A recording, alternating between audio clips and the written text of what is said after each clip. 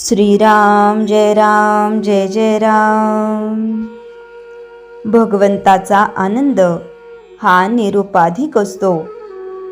प्रत्येक मनुष्याची प्रवृत्ती भगवंताकडे जाण्याची असते, कारण त्याला आनंद हवा असतो। मनुष्याला आनंदाशिवाय जगता येत नाही, पण सध्याचा आपला आनंद हा नुसता आशेचा आनंद आहे, तो काही खरा आनंद नाही। उद्या सुख मिळेल या आशेवर आपण जगतो, पण ते सुख क्वचितच मिळते। ज्या आनंदातून दुःख निघत नाही तोच खरा आनंद। जगण्यामध्ये काहीतरी आनंद असला पाहिजे। जगणे जर आनंददायक आहे तर मग आपल्याला दुःख का होते? वास्तविक आपण कशाकरिता काय करतो हेच विसरतो। म्हणजे मनुष्य जगतो आनंदासाठी, पण करतो मात्र दुःख।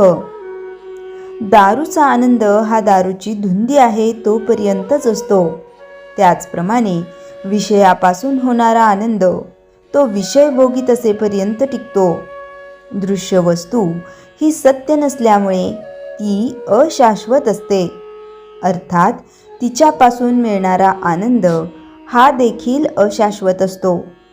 आपण जगामध्ये व्याप वाढवितो तो आनंदासाठीच वाढवितो, पण भगवंताच्या व्यतिरिक्त असणारा आनंद हा कारणावर अवलंबून असल्याने ती कारणे नाहीशी झाली की तो आनंद पण मावळतो।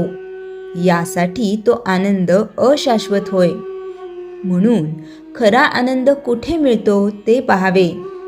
खरा आनंद दृश्य वस्तूंमध्ये नसून वस्तूंच्या पलीकडे आहे। चिरकाल टिकणारा आनंद वस्तुरहितच असतो। म्हणून आनंदासाठी वस्तूच्या मागे लागणे बरोबर नाही।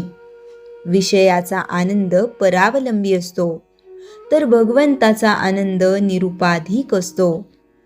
स्वानंद स्मरणाव्यतिरिक्त जे स्फुरण तोच विषय समजावा। खरी आनंदी वृत्ती हीच दसरा दिवाळीची खूण आहे। हास्य हे आनंदाचे व्यक्त स्वरूप आहे। कोणतीही वस्तू अस्तित्वात नसणारा होणारा जो आनंद तेच परमात्म्याचे व्यक्त स्वरूप आहे। आनंदाला जे मारक आहे ते न करणे म्हणजे वैराग्य, आणि आनंदाला बळकटी येण्यासाठी जे करणे त्याचे नाव विवेक होय। आनंद म्हणजे आत्मचिंतनाने येणारे मानसिक समाधानच होय। जो निस्वार्थ बुद्धीने प्रेम करतो त्याला आनंद खास मिळतो। घेणारा मी जेव्हा देणारा होतो त्याच वेळेस त्याला खरा आनंद होतो। ब्रह्मानंद हा प्रत्येकाच्या हृदयात स्वयंभू आहे। वृत्ती वळवून तो चाखला पाहिजे। एकांतात स्वस्थ बसावे, रामाला आठवावे, त्याच्या पायावर मस्तक ठेवून त्याला म्हणावे, रामा माझे मन शुद्ध कर, देहबुद्धी येऊ देऊ नको। तुझे चरण तुझे हास्य मला सदा पाहू दे। तू माझ्या मस्तकावर वरदहस्त ठेव। रामाला प्रेमाने आळवून राम परमानंद रूप आहे असे जाणून त्याच्याशी आनंद होऊन राहावे। मी कुणीच नाही, सर्व राम आहे आणि मी रामाचा आहे या गोड भावनेत आनंदाने असावे। श्रीराम जय राम जय जय राम। चैतन्यवाणी। मनात प्रत्येक संकल्प उठताच त्यावर राम नामाचा शिक्का असावा। श्रीराम जय राम जय जय राम। श्री गुरुदेव दत्त। श्री गुरुचरित्र अध्याय 9। परिटास वरदान। श्री गणेशाय नमः। नामधारक म्हणाला, महाराज, श्रीपाद श्री वल्लभ कुरुपुरात असताना त्यांनी आणखी काय लीला दाखविल्या? सिद्धयोगी म्हणाला, तेथील वास्तव्यात श्रीपाद यती स्नानासाठी नित्य नदीवर जात असत। लोकाचाराला अनुसरून संध्या व पूजादी कर्म करीत असत। त्या ग्रामात एक परीट राहत असे। तो भाविक होता। श्री गुरूंना पाहताच हातातले काम ठेवून साष्टांग नमस्कार करायचा। एके दिवशी तो वंदन करण्यासाठी आला असताना श्रीपाद त्याला म्हणाले, मी तुझ्या भक्तीवर प्रसन्न आहे. तू कष्टाची कामे करतोस, त्यामुळे प्रत्येक वेळी मला नमस्कार केलाच पाहिजे असे नाही. ती आपुलकी पाहून परीटाला खूप बरे वाटले. संसार चिंता टाकून तो त्यांची सेवा करू लागला. मठांगण झाडणे, सडामार्जन करणे आदी कामे तो आवडीने करीत असे. वैशाख मासात त्याने एक अभिनव दृश्य पाहिले. एक यवन राजा आपल्या स्त्रियांसमवेत नौकाविहारासाठी आला होता. राजस्त्रिया दागदागिने घालून नटून थटून आल्या होत्या. त्या हसत होत्या, गप्पा गोष्टी करत होत्या. शृंगारलेली नौका, नदी तीरावरील वैभव संपन्न लवाजमा, राजाचे सैन्य, सेवक वर्ग, साळंकृत हत्ती व घोडे, नाना वाद्यांचा गजर असा तो सुखसोहळा पाहून परीट अक्षरशः भारावून गेला. मठांगण झाडताना तो विचार करू लागला, हा राजा किती भाग्यवान आहे. जन्माला यावे तर अशा वैभवाचा उपयोग घेण्यासाठीच. या राजाने पूर्वजन्मी कोणत्या देवाची वा गुरुची आराधना केली म्हणून या जन्मी हे सुख प्राप्त झालं. आपल्या नशिबी मात्र कष्टच आहेत. आपले जिणे व्यर्थच होय. तेव्हा त्याचे मनोगत जाणून श्री गुरु म्हणाले, परीटा, मनात काय चिंतन चालले आहे?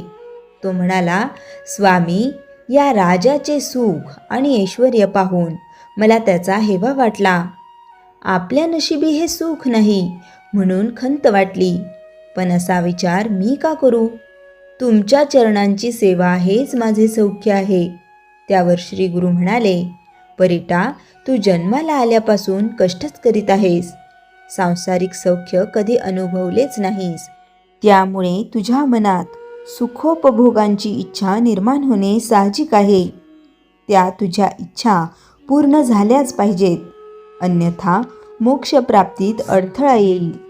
म्हणून पुढील जन्मात तू यवन जातीत उत्पन्न होऊन बेदरचा राजा होशील असा मी तुला आशीर्वाद देतो. तुला सर्वोत्तम राजभोग व समस्त ऐश्वर्य प्राप्त होईल. परीट म्हणाला, पण या जन्मातही तुम्ही मला अंतर देऊ नका. श्री गुरु म्हणाले, तू माझा निस्सीम भक्त आहेस. मी तुला कसे अंतर देईन? तुझ्या वृद्धपकाळी नरसिंह सरस्वती रूपाने मी तुझी भेट घेईन. तुला ज्ञान देऊन या जन्मीची खूण सांगेन. ते राजभोग या जन्मातच भोगायचे असतील तर तसे सांग. परीट म्हणाला, त्या भोगांचा या म्हातारपणी मला काय उपयोग? ते सर्व सौख्य पुढील जन्मात तरुणपणीच भोगेन. तेव्हा तथास्तु म्हणून श्री गुरूंनी त्याला निरोप दिला. घरी गेल्यावर परीट मरण पावला. कालांतराने त्याने बेदरच्या राजवंशात जन्म घेतला. ती कथा पुढे सांगणारच आहे. परीटाची कथा सांगून शुद्धयोगी म्हणाला, नामधारका, श्रीपादांच्या वास्तव्याने कुरुपूर पवित्र झाले. त्या कुरुपीठाचे महात्म्य फार थोर आहे. अवतार कार्य पूर्ण होताच श्री गुरु अश्विन वद्य द्वादशीस मृग नक्षत्र असताना गंगेत गुप्त झाले. ते लौकिकदृष्ट्या अदृश्य झालेले असले तरी सूक्ष्म रूपाने तेथेच आहेत. त्यांचे कार्य अखंड चालूच आहे. श्रद्धावंत भाविकांना आजही त्यांच्या अस्तित्वाची प्रचिती येते. श्री गुरूंच्या कृपेने त्यांची कार्यसिद्धी होते. श्री स्वामी समर्थ मठ, कुरवपूर. श्री स्वामी समर्थ. श्रीराम जय राम जय जय राम. जयाच्या जनी जन्मनामार्थ झाला, जयाने सदा वासनामात केला. जयाच्या मुखी सर्वदा नाम कीर्ती, नमस्कार तया ब्रह्मचैतन्य मूर्ती. श्रीराम जय राम जय जय राम. जानकी जीवन स्मरण जय जय राम.